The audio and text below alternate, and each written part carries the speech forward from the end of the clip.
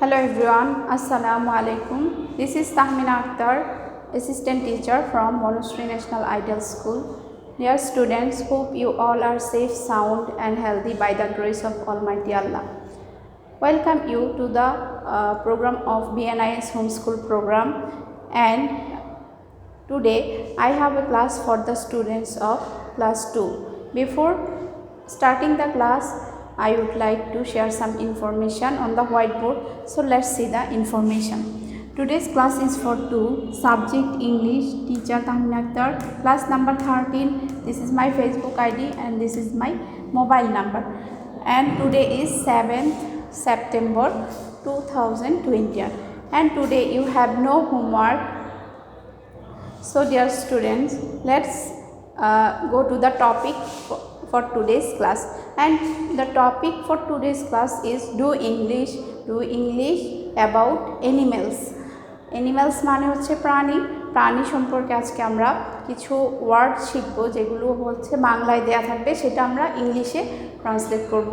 So চলো আমরা ক্লাসটি শুরু করি। এখানে দেখো ডু ইংলিশ অ্যানিমেলস, প্রাণী বিষয়ে কিছু আমরা ইংলিশ করব।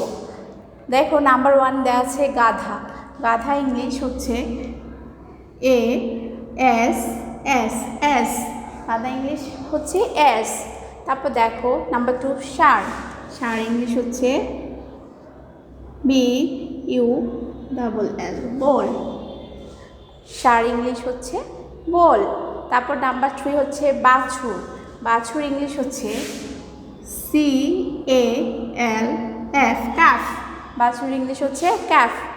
নাম্বার 4 হচ্ছে উট। উট ইংলিশ হচ্ছে CAMEL, ক্যামেল। দেখো উট ইংলিশ হচ্ছে ক্যামেল। নাম্বার 5 হচ্ছে হরিণ। হরিণ ইংলিশ হচ্ছে DEER, ডিয়ার। তারপর দেখো 6 হচ্ছে খ্যাকশিয়াল। খ্যাকশিয়াল ইংলিশ হচ্ছে FOX, ফক্স। নাম্বার 7 খরগোশ। খরগোশ ইংলিশ হচ্ছে HARE, হেয়ার।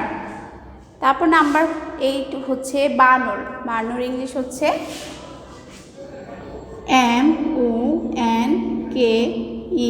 MONKEY, বানর ইংলিশ হচ্ছে মাংকি। বানর ইংলিশ কি? মাংকি। নাম্বার 9 হচ্ছে ভেড়া। ভেড়া ইংলিশ হচ্ছে RAM, র্যাম।